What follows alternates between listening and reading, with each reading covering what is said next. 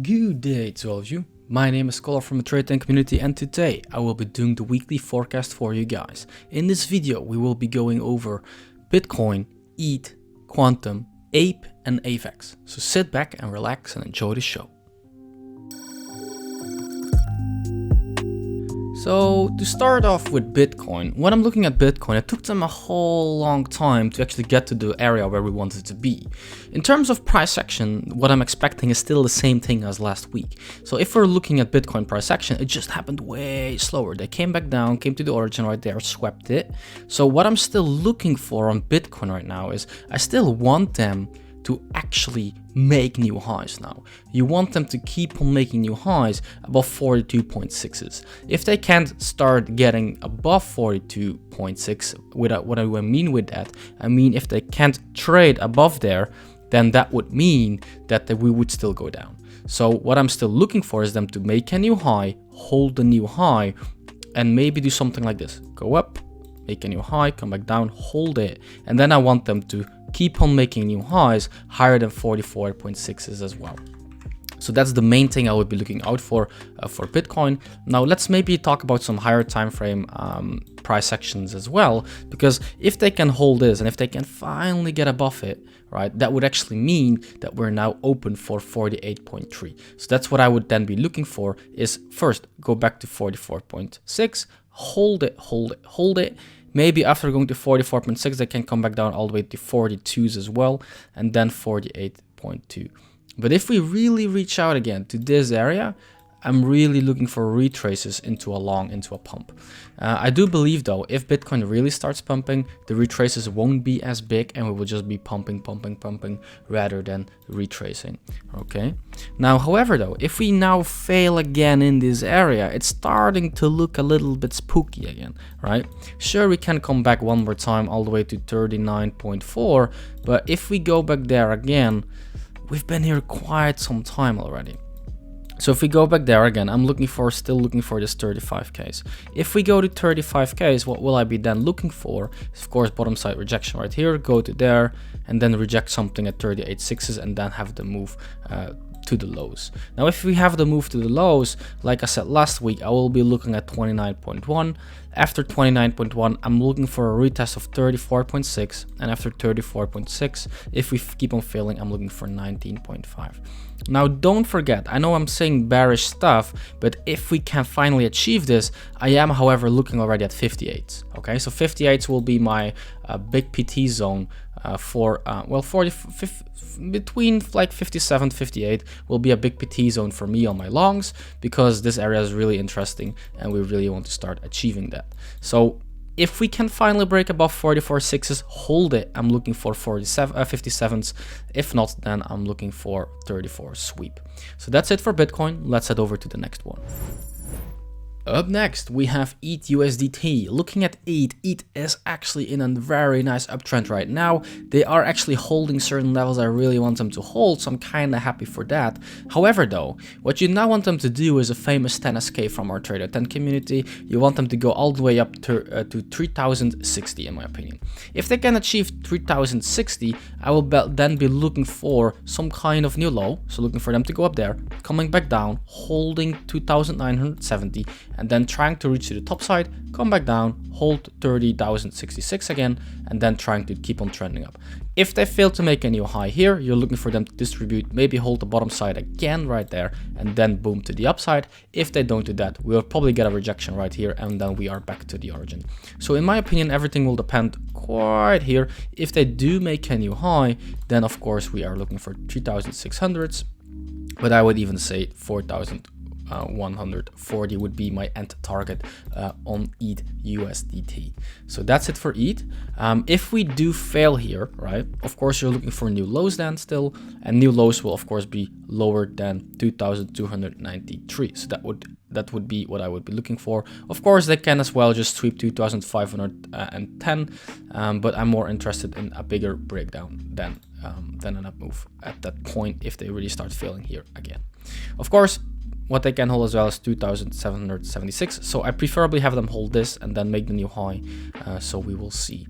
If, however, they start losing this, they will of course come back down all the way to the origin of 1925. So those are the areas I will be looking out for. If they fail here, if they make the new low, right? Let's say they fail here, make the new low, then you want them to re-achieve this bottom side right here at 2,500. If they can, you have another possible reversal. If they can't, you're looking for 2,000-ish. So that's it for ETH. Let's head over to the next one. Next is Quantum USDT, and damn man, this one might be in for a huge treat looking at the formation that we've gotten here. First things first though, right? What I want them to achieve is I want them to achieve 7.36s. If you can get above 7.36s, what you're then going to look for, in my opinion, is then we will be looking for, yeah, 10 bucks again. So this one can be huge in my opinion. So there we go, 10 bucks-ish. So if we can start achieving this, how would I trade it? Let's go to the lower time frame and actually see if there's something over there. Okay. So they already did this one. Oh, they so nice. They didn't. Nice. So if they come back down all the way here, which I think they probably won't, because if Bitcoin will go up, they will go up as well. So the one thing I will look for is, of course, 5.9 looks good for a long, but the chances are quite slim that they'll get there. 6.4, I'm gladly looking for a 6.4 buy if you can get above 6.6s. Get above 6.6, buy 6.4, target is around 7.2. Between 7.2 7.3 is where I would target for quantum long. Now, how can this quantum long actually start failing is if we can't achieve this block right here. If we can't achieve this block, what I'm looking for then is a rejection there, a move back down to 5.9 into the squeeze. What do I mean with into the squeeze? So let's say that we do reject here, we go up a little bit, we reject it, we retest it, we come back down here. Then we will probably have created a squeeze right here where we will go like this until we break out to either side. If we do break down to the bottom side, what I'm looking for then is I'm looking for new lows. Lower than what? Lower than 5.5 is what I would be targeting for quantum. However though, the upside movement on this pair really looks quite good. If we go all the way to 10, that would be insane. It's almost a 100% increase, and thus quantum really is on my watch list for next week. So that's it for quantum. Let's head over to the next one. Up next, we have this new Apecoin. I've been seeing a lot about it on Twitter, so I thought, you know, for the people that are looking for a forecast on this, let me just make it out for you guys. So the most important thing right here, in my opinion, will be re-achieving 14.4s. If you can get above 14.4s, the first bullish momentum has been set in. So what do I mean? Let's say that we do go up here. What you want to hold then is $14. If we can hold $14, you're catapulted all the way to 15.3. Now, if you're catapulted to 15.3, that's kind of nice, but of course right there is a big PT zone and you want to hold it. So if you go all the way to the upside, what do you not want to lose anymore? You don't want them to lose 14.4s anymore. So what does that mean? If we go all the way up here, let's say that we don't just instantly reject it, but we are actually trading here. What you want to do then is you want to look for a long all the way at 14.4s, because you don't want to lose it, and your stop loss should be around here as well, because that would be your invalidation area. I would actually put it right here, if you're already in the long, of course. Then we have to make a new high. If you don't make the new high, that would mean that we will probably make a new low all the way to 13.3s. If we do make a new high, then you're in for a treat. You're probably looking for a topside retest, and then you're looking for them to actually parabolic move all the way to the upside. How high will we go? I don't know. You'll have to put some extensions on it to know that. I'm not gonna do this in this video, but I might do it on stream.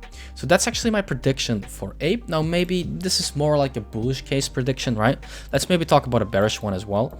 Right now in this current scenario of Ape, you actually want them to make a new high. If they fail to make a new high, what you're then looking for is you're actually looking for them to come back down to the level we want them to test right here as well, because it's now still untested. If they do lose this, right, then you're looking obviously for a new low.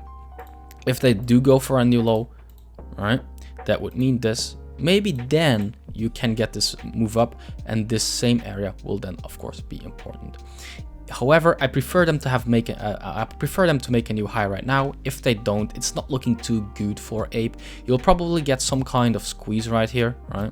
You probably get a squeeze right here into the breakdown, into the new low, After the new low, yeah, sure, we can go up, but then you would have to make a new high, hold the low of it, and then try to pump it up. If they don't, the future of this coin, well, I'm not saying the future of this coin, but the local price action might be looking that great if they can't move after making a new low right here. So that's it for Ape. Let's head over to the next one. For our last pair, we have AVAX USDT. Man, this thing has been flying. Now, because it has been flying, all right, let's say that Bitcoin does go south, where would I look for my relongs? I would actually look for my relongs right, not on this whole box, but I would look for them right there. Now, of course, if they keep on pumping, that's nice as well, right? So what I would look for right now for my most bullish continuation play, did they already do it? Nah, that kind of front run maybe on the 4-hour close. So what's the first big PT zone on AVX, would be over there, 95s. Of course, now they're fighting for this bottom side soon. So what you can do is you can make a top side, midpoint, bottom side for this. So first, how does the rule go? If we can achieve the top side, well, the midpoint, that would probably mean that we would go to the top side. If you would then come back down to the bottom side, that would be good as well. It would probably be something like this, right? Then, if you hold the bottom side, if you can re-achieve the midpoint, then you're probably looking for new highs. So this is something I would be looking out for on AVE. However, though, as I said before, if they do start to distribute here, I'm actually looking for a huge retrace on it all the way to 80s.